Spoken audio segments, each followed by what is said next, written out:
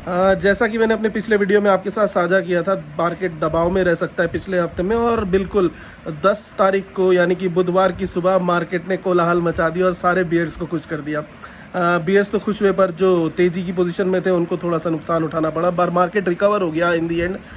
शुक्रवार तक आते आते निफ्टी में जो है वापस तेजी देखी गई, ऑल टाइम हाई टच हुआ। पर बैंक निफ्टी अभी भी दबाव में है। वो इसलिए करके क्योंकि कई बैंकों के रिजल्ट्स अभी तक आए नहीं हैं, और जिन्होंने अपना रिजल्ट या कि अंतरिम रिजल्ट डिक्लेयर किया, जैसे कि एचडीएफसी, उसने अपने मतलब कि नेगेटिव पॉइंट्स ही ज़्यादा रखे हैं मार्केट के सामने, इसलिए बैंक निफ्टी डाइसी है। वहीं पे बुधवार को 10 तारीख को निफ्टी में खासा दबाव देखा गया था, जबकि 300 पॉइंट तक निफ्टी गिर चुका था। अभी ये हुआ क्यों, ये जानना बेहद ज़रूरी है आपके लिए, क्योंकि एनएसई यानी कि नेशनल स्टॉक एक्सचेंज ने निकाला एक सर्कुलर और बोला कि जो आप मार्जिन ट्रेडिंग करते हैं, यानी कि आप अपने ब्रोकर को अपने स्टॉक्स जो गिरवी रखते हैं, वो पहले हुआ करते थे 1730, पर उसमें से 1000 जो शेयर्स है वो हटा दिए गए हैं एनएसई के द्वारा। मतलब अब केवल 700 से 800 हाईली लिक्विड शेयर्स बचे हैं, जो पिछले 6 महीने में मिनिमम 99% ट्रेड होते हैं। उन्हीं शेयरों को रखा गया। अब इन शेयरों में जो बड़े बड़े दिग्गज भी है वो भी हटाए गए हैं, जैसे कि येस बैंक हो गया, अडानी पावर हो गया, आपका तेजस नेटवर्क्स हो गए। तो काफ़ी सारी ऐसी लंबी फेहरिस्त है जो कि अब आप अपने शेयर गिरवी रख के ट्रेडिंग फैसिलिटी नहीं ले सकते। तो जैसे ही मार्केट ने ये खबर सुनी और उनको लगा कि अब से जो ट्रेडिंग है वो थोड़ी हल्की हो सकती है, मार्केट में कम की जा सकती है, तो उस वजह से मार्केट ने जोर का झटका धीरे से सबको दिया। निफ्टी लुढ़क गया 10 तारीख की सुबह बुधवार को और सारे बियर्स को खुश किया। वहीं पे बैंक निफ्टी जो ऑलरेडी कमज़ोर था उसने तो और कमज़ोरी दिखाई और मार्केट में मच गया कोलाहल। बट एंड होते होते ये हफ्ता एंड होते होते वापस निफ्टी रिकवर हो गया। अभी रिकवर क्यों हुआ ये भी आपके लिए बहुत जानना ज़रूरी है। अभी टीसीएस जो मार्केट में वेटेज रखता है, तीसरे नंबर की सबसे बड़ी कंपनी मार्केट वैल्यू के हिसाब से, उसने पेश किए बढ़िया नतीजे, इनलाइन नतीजे जैसा कि उम्मीद थी। अभी क्वार्टर ऑन क्वार्टर देखेंगे तो उसके जो मार्जिन आए वो थोड़े से वीक आए, बट जो एनुअल ग्रोथ थी पिछले साल के मुकाबले वो 9% बढ़ी थी। और जो उसके क्वार्टर और क्वार्टर जो नतीजे थे उसमें जो नरमी देखी गई मार्जिन में, वो बेसिकली थी भी इसलिए क्योंकि उन्होंने थोड़ा वेजेस बढ़ाए हैं अपनी जो एम्प्लॉयज़ के लिए, और इसकी वजह से उनका जो एम्प्लॉयज़ छोड़ के जाते थे वो थोड़ा रुक गया है। तो अभी स्टेबल ग्रोथ दिख रही है टीसीएस में, और टीसीएस की कमेंट्री, जो मैनेजमेंट की कमेंट्री है वो भी काफ़ी स्टेबल है। तो मुझे ऐसा लगता है 4200 पार करेगा ये स्टॉक, हर बार की तरह 4200 पे टक्कर खा के नीचे नहीं गिरेगा। जहां पर कि आज सुबह 4000 के लेवल पे टच कर रहा था और वो 4200 तक आज मेरे पहले टारगेट पे पहुंच ही गया। और अगर ये स्टेबल होकर 4200 के ऊपर रुकता है टीसीएस, तो ये डेफिनेटली ये पार करके 5000 की तरफ बढ़ेगा। ये तो मेरा राय है टीसीएस पे। इसके अलावा इस टीसीएस की खबर की वजह से सारे आईटी में दमदार तेजी हुई। आपका इन्फोसिस, विप्रो सब 4-4, 5-5, 6-6% सब तेजी में रहे। काफ़ी अच्छी खबर रही और मार्केट को इसने अपहोल्ड किया और निफ्टी को ऊपर लेके गया। वहीं बैंक निफ्टी अभी भी दबाव में है।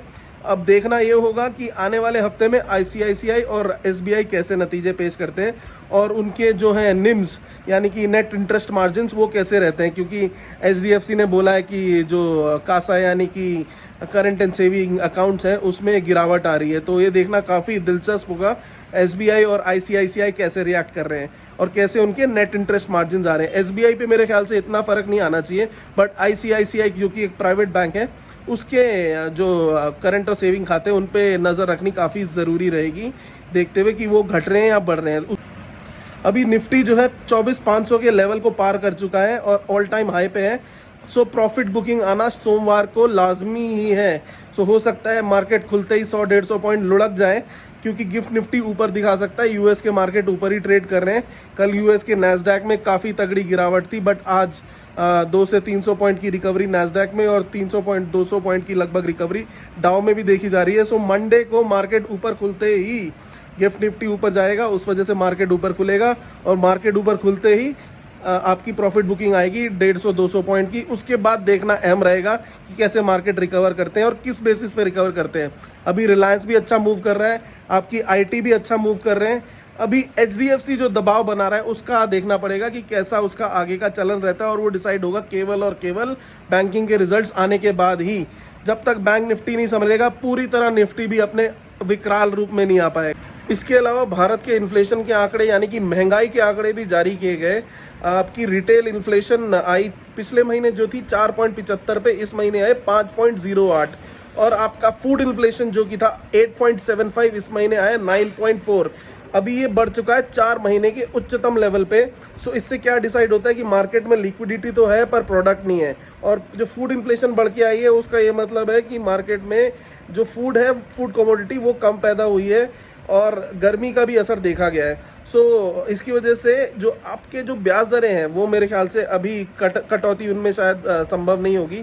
वैसे भी शक्तिकांता दास जी जो हमारे गवर्नर है, उन्होंने बोल दिया है कि महंगाई जब तक फुली काबू में नहीं आ जाती, 4% पे नहीं पहुंच जाती, हम ब्याज दरें काटने के बारे में सोच नहीं सकते।